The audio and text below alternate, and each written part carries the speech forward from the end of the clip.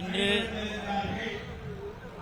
நல்லக்கண்ணு ஐயா அவர்கள் மறைந்து விட்டதாக செய்தி தமிழகம் மட்டுமல்ல உலகம் முழுவதும் அனைவருக்குமே தெரிந்திருக்கும்.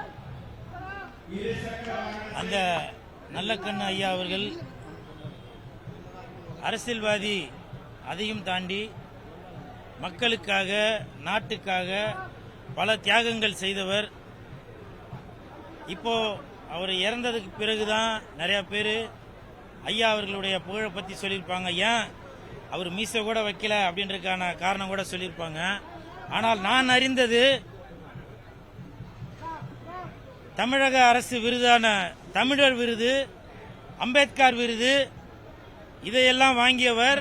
அது மட்டுமல்ல, 10 லட்சம் அரசாங்கத்தால் 10 லட்சம் பணம் நம்ம நல்லக்கண்ணு ஐயா அவர்களுக்கு கொடுத்தப்ப கூட அந்த பணம் எனக்கு வேணாம், அந்த பணம் எனக்கு வேணாம் அப்படின்னு மறுபடியும் தமிழக அரசுகிட்டே திருப்பி கொடுத்தவர்.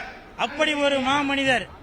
ஆனா இப்ப உள்ள காலகட்டத்தில் பாத்தீங்கன்னாக்க 5 ரூபாய்க்கு பிஸ்கட் பாக்கெட் வாங்கி கொடுத்துட்டு அதை 1000 போட்டோ எடுத்து கோடிக்கணக்கான பேர் பார்க்கணும், நானும் சமூக சேவை செய்கிறேன் அப்படின்ற ஒரு கீழ்த்தனமான எண்ணம் உள்ளவர்கள் தான் இப்ப இருக்கிறது.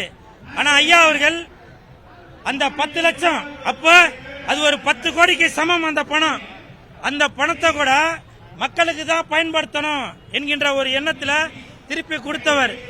அப்படிப்பட்ட ஒரு மாமனிதர். அதனாலதான் ஐயா அவர்கள் பிறக்கும் போதே அவரது தாய் தந்தை அவருக்கு நல்ல கண்ணு அப்படின்னு பேரு வச்சிருப்பாங்கன்னு நினைக்கிறேன்.